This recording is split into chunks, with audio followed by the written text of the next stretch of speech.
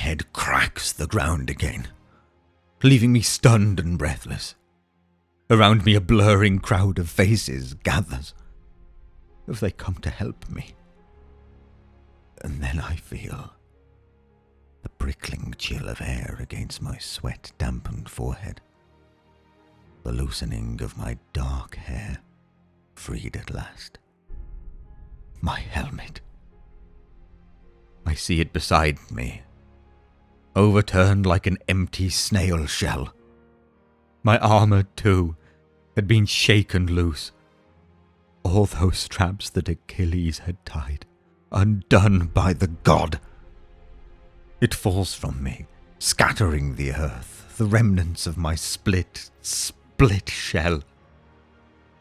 The frozen silence is broken by the hoarse, angry screams of Trojans. My mind startles to life. I am unarmed and alone, and they know I am only Patroclus. Run! I lunge to my feet, a spear flashes out, just a breath too slow. It grazes the skin of my calf, marks it with a line of red. I twist away from a reaching hand, panic loose and banging in my chest. Through the haze of terror, I see a man levelling a spear at my face. Somehow I'm quick enough and it passes over me, ruffling my hair like a lover's breath. The spear stabs towards my knee, meant to trip me. I leap it, shocked I am not dead already. I have never been so fast in all my life. The spear that I do not see comes from behind. It pierces the skin of my back, breaks again to air beneath my ribs. I stumble, driven forward by the blow's force, by the shock of tearing pain and the burning numbness in my belly. I feel a tug and the spear point is gone. The blood gushes hot on my chilled skin. I think I scream. The Trojan faces waver, and I fall. My blood runs through my fingers and onto the grass. The crowd parts, and I see a man walking towards me. He seems to come from a great distance, to descend somehow, as if I lay in the bottom of a deep ravine. I know him. Hip bones like the cornice of a temple, his brow furrowed and stern. He does not look at the men who surround him. He walks as if he were alone on the battlefield. He is coming to kill me. Hector. My breaths are shallow gasps, and feel like new wounds tearing. Remembrance drums in me, like the pulse beat of blood in my ears. He cannot kill me. He must not. Achilles will not let him live if he does. And Hector must live. Always. He must never die. Not even when he is old, not even when he is so withered that his bones slide beneath his skin like loose rocks in a stream. He must live. Because his life, I think as I scrape backwards over the grass, is the final dam before Achilles' own blood will flow. Desperately, I turn to the men around me and scrabble at their knees. Please, I croak, please. But they will not look. They are watching their prince, Priam's eldest son, and his inexorable steps towards me. My head jerks back and I see that he is close now, his spear raised. The only sound I hear is my own heaving lungs, air pumped into my chest and pushed from it.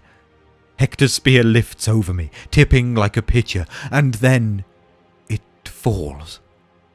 A spill of bright silver towards me. No. My hands flurry in the air like startled birds, trying to halt the spear's relentless movement towards my belly. But I am weak as a baby against Hector's strength, and my palms give way, unspooling in ribbons of red. The spearhead submerges in a sea of pain so great that my breath stops. A boil of agony that bursts over my whole stomach.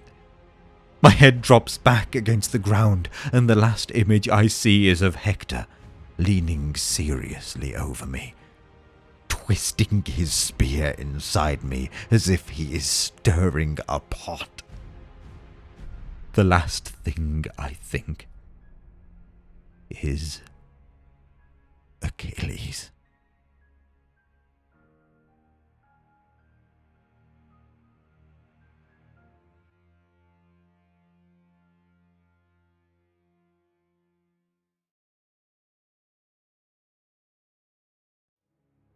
Achilles stands on the ridge, watching the dark shapes of battle moving across the field of Troy.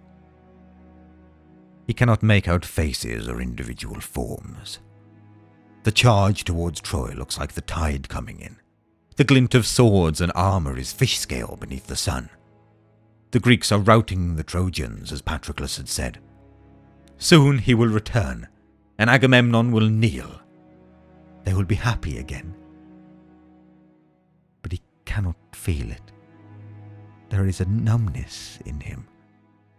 The writhing field is like a Gorgon's face, turning him slowly to stone. The snakes twist and twist before him, gathering into a dark knot at the base of Troy. A king has fallen, or a prince, and they are fighting for the body. Who? He shields his eyes, but no more is revealed.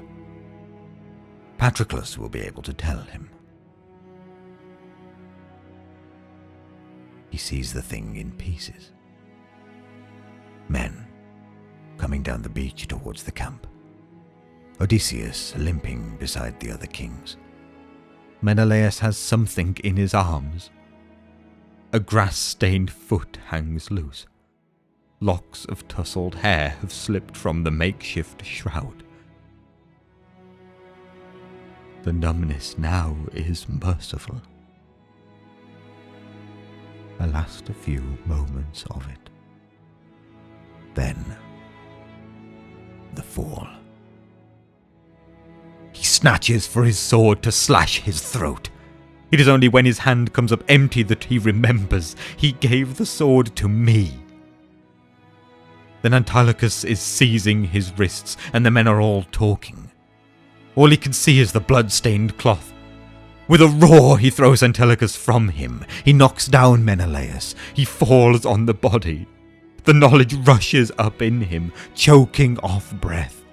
A scream comes, tearing its way out.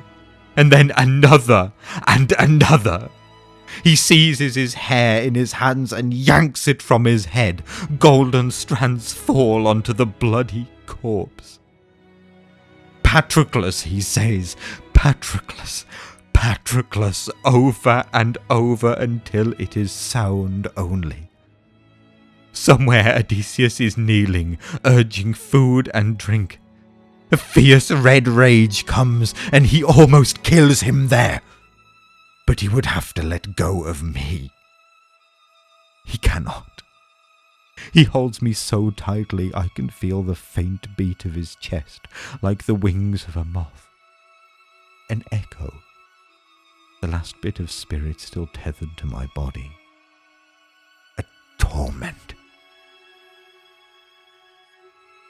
Briseis runs towards us, face contorted.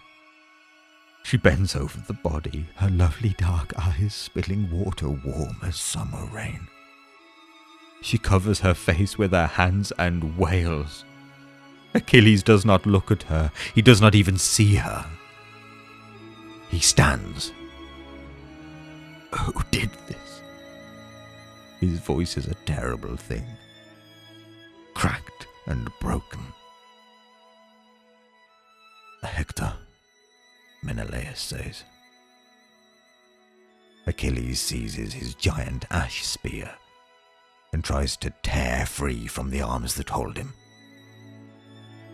Odysseus grabs his shoulders. Tomorrow, he says, He has gone inside the city. Tomorrow, listen to me, Peledes. Tomorrow you can kill him, I swear it. Now you must eat and rest. Achilles weeps. He cradles me, and will not eat, nor speak a word other than my name. I see his face as if through water, as a fish sees the sun. His tears fall, but I cannot wipe them away. This is my element now, the half-life of the unburied spirit. His mother comes. I hear her, the sound of waves breaking on shore. If I disgusted her when I was alive, it is worse to find my corpse in her son's arms. He is dead, she says in her flat voice. Hector is dead, he says. Tomorrow. You have no armor. I do not need any. His teeth show. It is an effort to speak. She reaches, pale and cool, to take his hands from me. He did it to himself, she says. Do not touch me! She draws back, watching him cradle me in his arms. I will bring your armor, she says. It goes on like this. On and on. The tent flap opening, the tentative face. Phoenix, Automedon, or Machaon. At last, Odysseus. Agamemnon has come to see you and return the girl. Achilles does not say she has already returned. Perhaps he does not know. The two men face each other in the flickering firelight. Agamemnon clears his throat. It is time to forget the division between us. I come to bring you the girl, Achilles, unharmed and well. He pauses, as if expecting a rush of gratitude. There is only silence. Truly, a god must have snatched our wits from us to set us so at odds. But that is over now, and we are allies once more. This last is said loudly, for the benefit of the watching men. Achilles does not respond. He is imagining killing Hector. It is all that keeps him standing. Agamemnon hesitates. Prince Achilles, I hear you will fight tomorrow. Yes. The suddenness of his answer startles them. Very good, that is very good. Agamemnon waits another moment. And you will fight after that also? If you wish, Achilles answers. I do not care. I will be dead soon. The watching men exchange glances. Agamemnon recovers. Well, we are settled then. He turns to go. Stops. I was sorry to hear of Patroclus' death. He fought bravely today. Did you hear he killed 𝗟𝗶𝗄𝗀? Achilles' eyes lift. They are bloodshot and dead. I wish he had let you all die. Agamemnon is too shocked to answer. Odysseus steps into the silence. We will leave you to mourn, Prince Achilles.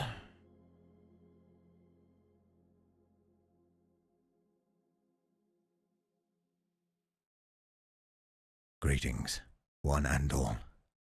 If you enjoyed that, you can support me on my Patreon, Discord, Redbubble, or with a channel membership, or simply like, comment, and subscribe to catch any future DQVO videos.